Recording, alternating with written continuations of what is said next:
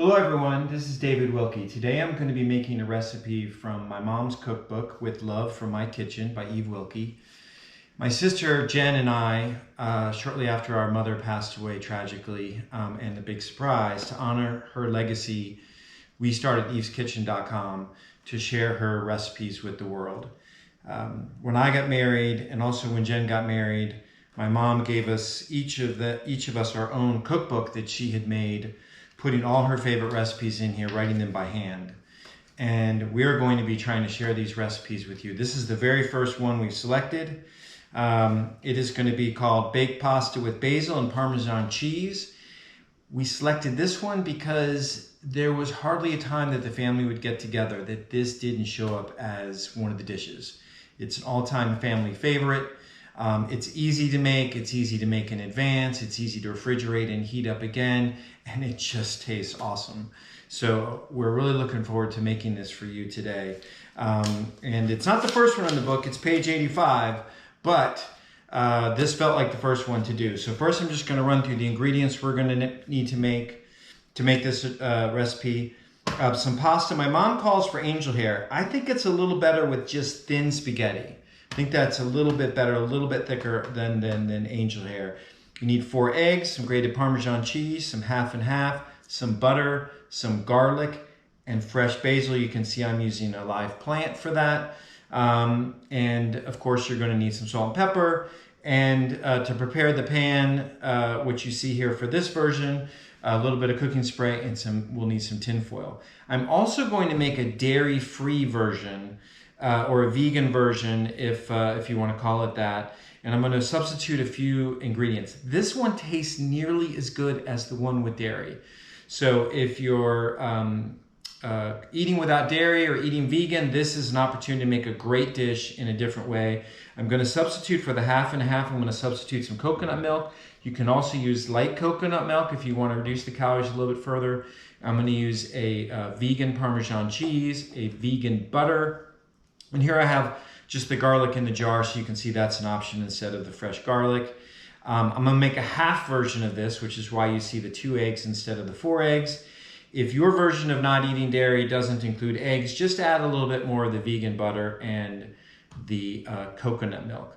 I'm going to pause now, get the pasta boiled, and come back to you when we're ready to get started. Okay, we're back. Having cooked our pasta, put a little bit of salt in the water and cooked it al dente. You definitely want to undercook the pasta here a little bit because you're going to be baking it. A pound of the thin spaghetti for the dish we're going to make, and then as I said, for the non-dairy, I cooked 1/2 pound of the thin spaghetti. The next step is going to be to use some melted butter and mix it in with the garlic. So I put 4 tablespoons of butter in here. Heat it up in the microwave. That's 30 seconds for us in our microwave. And the vegan butter, 22 seconds because it's only 2 tablespoons.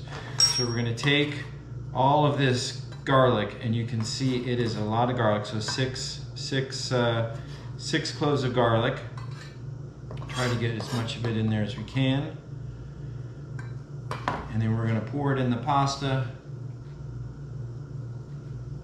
And we are going to mix this up really well. Get that really in there. This also helps the pasta from getting all sticky. And in the vegan version, just to show the difference, we're going to use some jarred garlic. I like to use a teaspoon per clove, so half a portion would be 3 cloves of garlic. So I'm going to put 3 cloves of garlic in here. Stir that around a little bit. Pour that in our other. This is the 1/2 pound of pasta. Same thing, just stir it up. Get it nice and thoroughly mixed there. You want to spread that garlic all around, but you also just want to make sure that the pasta's got a real nice lubrication of the butter or the non-vegan or of the vegan butter. Okay, the next step is to whisk together our eggs and our half and half, or in the case of the non-dairy version, I'm using coconut milk. And all we're going to do is mix in 1½ cups here of the half and half. See that? And this is 3/4 because we're making half a portion. Make sure you stir that coconut milk really well before you pour it out of the can, because as you know, it really needs to be broken up. So we're just gonna whisk this together. A little spill in there. Just whisking those together really well. And then I'm making the half portion on the vegan side. So it's 3/4 a cup of the coconut milk and 2 eggs. And I'm just gonna whisk those up together really well. Get those really nice and mixed up.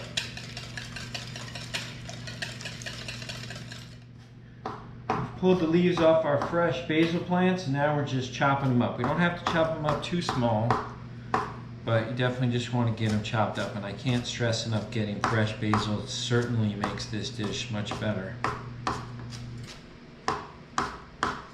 Okay, so we finished chopping up our basil. It took me about 2 whole plants to get a cup. I don't like to use the stems, and it took a whole plant to get half a cup for our half portion.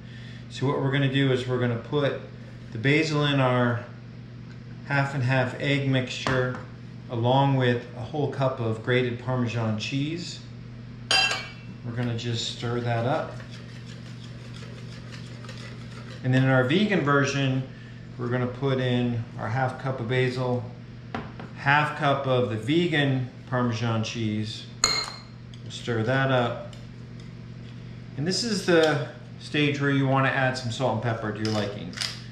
I tend to like a decent amount of pepper. And then salt. I like to let my guests decide how much salt they want, so I'll just put in some. Stir that up a little bit more.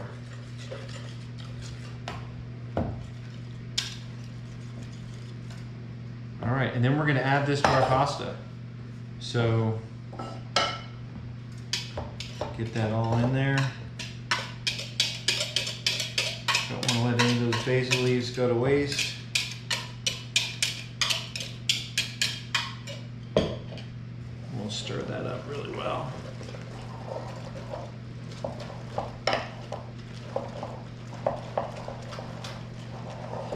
And then the same thing for our regular portion, our full portion. Get all that basil in there. Ooh, it's going to be good. Mix that up really well.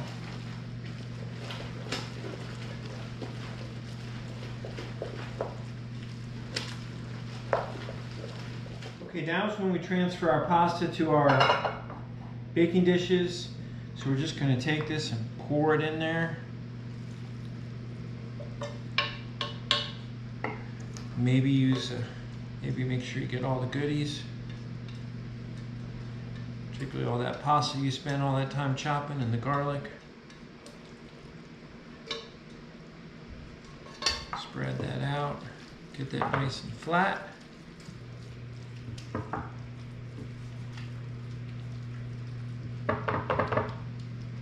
Okay, and then we're going to add the remaining half cup of Parmesan cheese right on the top. Almost like you would do a lasagna. Doesn't have to be perfect. Then we're going to do our same thing for our vegan version, half portion.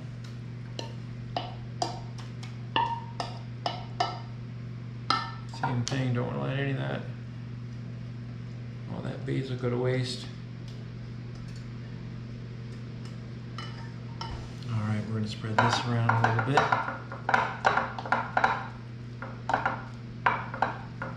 Basil spread out.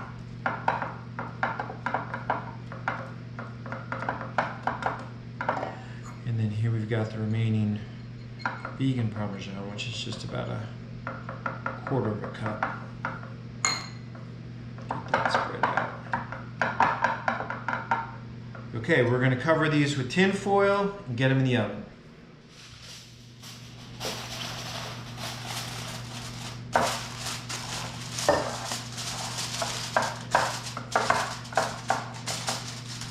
Those are ready for the oven.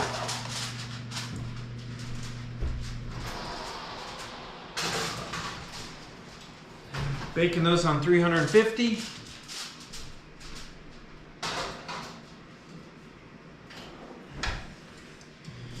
And consulting my handy, we're gonna bake them covered for 35 minutes and then we'll remove the tin foil and cook them another 10. Okay, our baked pasta is out of the oven. As you can see, it looks really delightful. We are gonna let these rest for about 10 minutes before we cut into them, and then we're gonna see how they taste. Okay, we've let these rest for a few minutes, and now we're ready to try them and see how they are. First, I'm gonna try the regular one. I don't really kind of operate without dairy myself, but gotta taste it, see how good it is. So good. Now, let's see how close the vegan version is.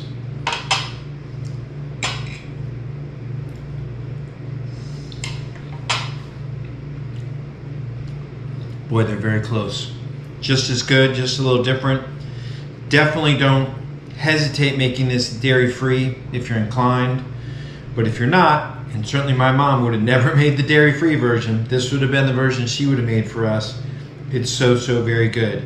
She would have paired this with a martini because that's the way our mom rolled. Always had a martini when she was making dinner. If you're gonna go with wine, which I've done, I would recommend a white wine, something really crisp, like this Mary Edwards Sauvignon Blanc, one of my favorites.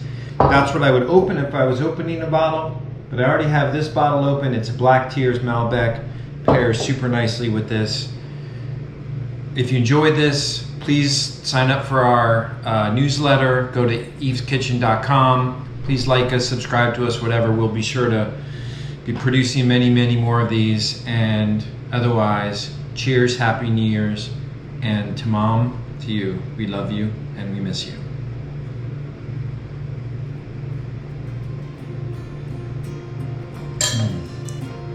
So good.